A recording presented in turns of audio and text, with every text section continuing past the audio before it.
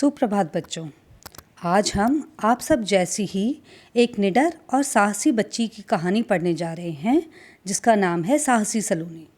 तो आइए इस कहानी को पढ़ते हैं और जानते हैं कि सलोनी ने ऐसा कौन सा साहस भरा कार्य किया जिससे इस पाठ का ही नाम साहसी सलोनी पड़ गया।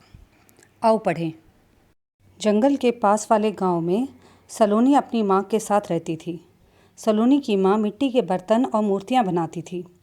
स्कूल से लौटकर सलोनी भी अपनी माँ की सहायता करती थी।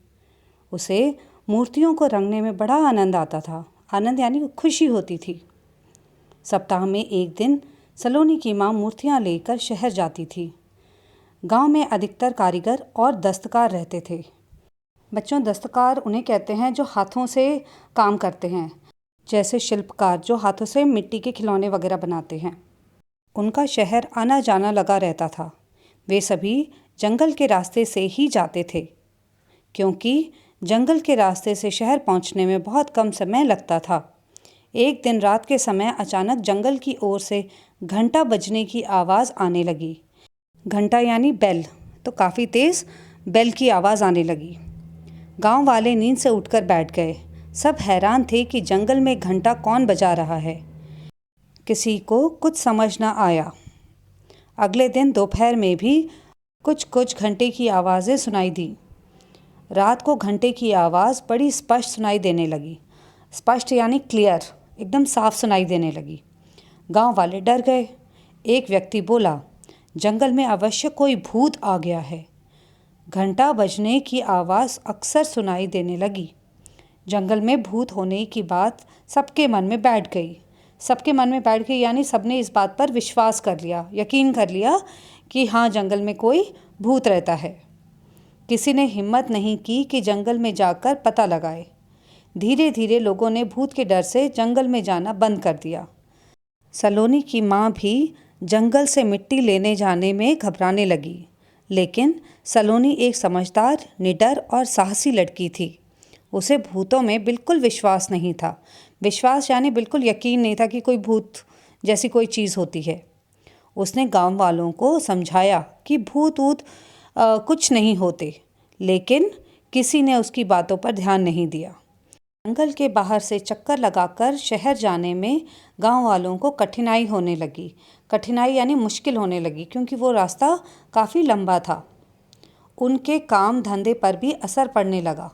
काम धंधा यानी जिससे वो रोज़ी रोटी कमाते थे।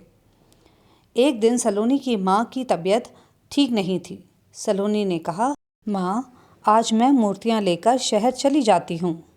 माँ ने रोकने की कोशिश की, पर सलोनी न मानी। उसने मन ही मन में जंगल के रास्ते से ही शहर जाने की ठान ली थी। ठान लेना यानी बिल्कुल पक्का इरादा कर लेना कि अब तो मैं यही करूँगी। आगे बढ़ते हैं। सलोनी बड़ी सावधानी से मूर्तियों का टोकरा लिए जा रही थी। अभी उसे बंदरों की खों-खों सुनाई दी और घंटे की आवाज़ भी आने लगी। खों-खों यानी बंदरों की जो आवाज़ होती है वो खों-खों टाइप होती है, तो इसलिए यहाँ पर ये शब्द लिखा हुआ है। सलोनी थोड़ा घबरा गई, लेकिन वह हिम्मत करके आवाज़ की दिशा में बढ़ने लगी। वहाँ का दृश्य देखकर सलोनी की हंसी टूट पड़ी। एक पेड़ पर घंटा लटका था और बंदर उछल कूद कर रहे थे। इससे घंटा हिल रहा था और बज रहा था। बंदर शायद किसी आते जाते राहगीर का घंटा उठा लाए थे। सलोनी शहर में दुकानदार को मूर्तियाँ देकर जल्दी ही गांव वापस लौट आई। उसने माँ को कुछ न बताया। अगले दिन उसने गांव में खबर फैला दी कि वह आज जंगल के भूत को पकड़ने जा रही है। जिसे चलना है उसके साथ चले। पहले तो कोई तैयार नहीं हुआ, पर सलोनी की हिम्मत देखकर मुखिया जी अपने कुछ आदमियों को साथ लेकर चलने को मान गए। सलोनी के स्कूल के कुछ बच्चे भी साथ हो लिए। सलोनी आगे आगे और पीछे पीछे मुखिया और बच्चे। अभी थोड़ा ही आगे गए थे कि घंटे की आवाज़ें आने लगी। मुखिया जी और उनके आदमियों के चेहरों पर हवाइयाँ उड़ने लगी। बच्चों, ये भी एक मुहावरा है जिसका अर्थ है घबरा जाना। तो जैसे ही घंटे की आवाज़ आने लगी, मुखिया और उनके आदमियों के चेहरों पर हवाइयाँ उड़ने लगी, यानी वो सब घबरा गए। पर सलोनी निडर आगे बढ़ती गई। बच्चे शोर मचाने लगे। सलोनी, कहाँ है भूत? अभी दिखाती हूँ, सलोनी ने कहा। पेड़ की ओर इशारा करते हुए सलोनी बोली, वह देखो कितने सारे भूत। अरे ये तो बंदर हैं, कहकर बच्चे हंसने लगे। मुखिया जी, वह देखिए पेड़ पर लटका घंटे वाला भूत, सलोनी ने पलटकर कहा। मुखिया जी ने सामने का नज़ारा देखा तो उन्हें बात समझते देर न लगी। वे भी खिलखिलाकर हंस पड़े। मुखिया जी के आदमी भी हंसने लगे। वे बोले, यह तो घंटे वाला भूत नहीं बल्कि हंसाने वाला भूत निकला। तो देखा बच्चों, भूत जैसी कोई चीज़ नहीं होती है। और निडर सलोनी ने कैसे गांव वालों के अंधविश्वास को दूर किया। बच्चों, अंधविश्वास वे घटनाएं होती हैं जिससे हम बिना जाने समझे आंख मूंद कर विश्वास कर लेते हैं।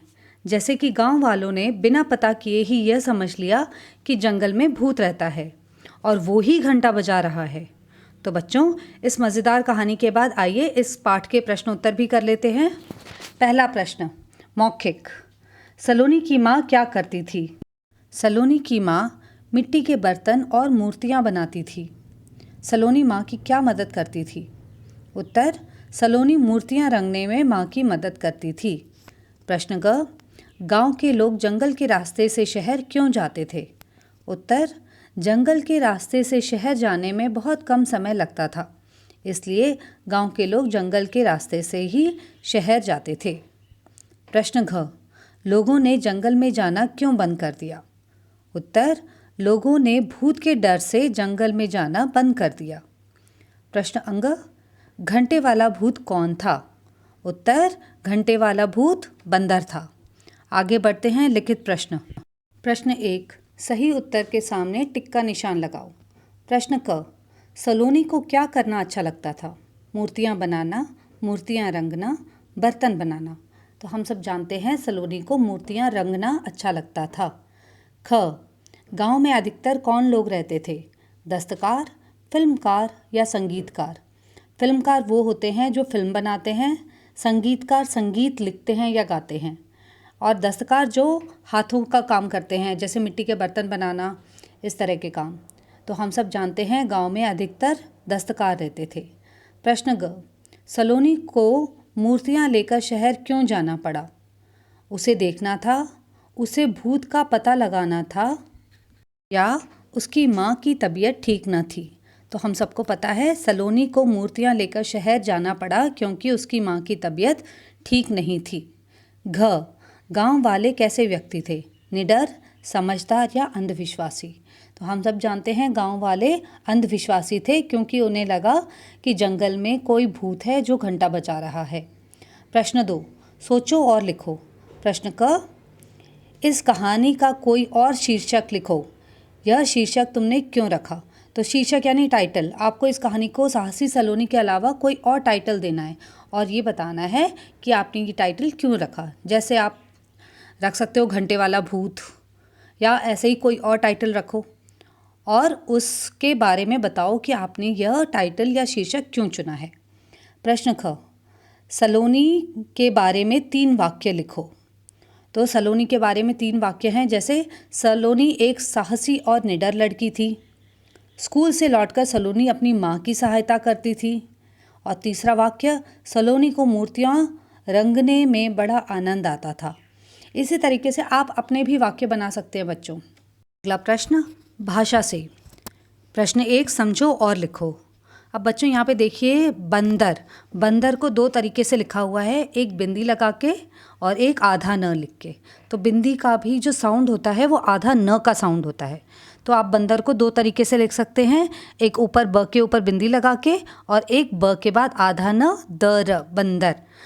इसी तरीके से आनंद, आ न पे बिंदी द, और आप न के बाद आधा न, बिंदी न लगा के आप आधा न लिख के भी आनंद लिख सकते हैं। इसी तरीके से मंदिर और अंत भी लिखा जा सकता है। बच्चों ये जो बिंदी वाला न है, आधा न, इसे आप बार बार बोल कर देखिए कि ये साउंड कैसे आ रहा है। ठीक है, जैसे बंदर न जो होता है वो जनरली नाक से आता है। ठीक है, आनंद। ऐसे ही दूसरे कॉलम में देखिए, घंटा, पंडित, कंठ, डंडा। जब आप इसको बोलेंगे तो इसके लिए, इस न को बोलने के लिए आपको टंग को रोल करना पड़ेगा, अपनी जीभ को थोड़ा रोल करना पड़ेगा, ठीक है।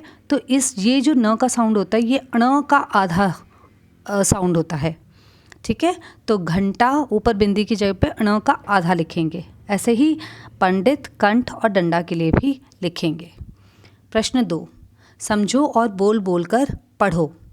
आधा प प्लस त, और 3 शब्द जिसमें इस आधा प और त को उपयोग में लाया गया है वो हैं सप्ताह, तृप्त, लिप्त। अगला है आधा षटकोण वाला श प्लस ट, ष्ट। तो इनके 3 शब्द हैं स्पष्ट, कष्ट, सृष्टि। इन शब्दों को आप बार बार पढ़िए और लिखकर प्रैक्टिस करिए। प्रश्न 3, वाक्य के खाली स्थान के लिए सही शब्द के सामने टिक का निशान लगाओ और लिखो। प्रश्न क, जोकर को देखकर बच्चे डैश पड़े। यहाँ पर 2 ऑप्शन है, हंस और हंस। हंस एक तरह का पक्षी होता है और दूसरा हंस यानी जब हम खुश होते हैं तो हम हंसते हैं। तो इसमें हम दूसरा वाला ऑप्शन टिक करेंगे, जोकर को देखकर बच्चे हंस पड़े। प्रश्न ख, अचानक आसमान में काली डैश छा गई। घटा या घंटा?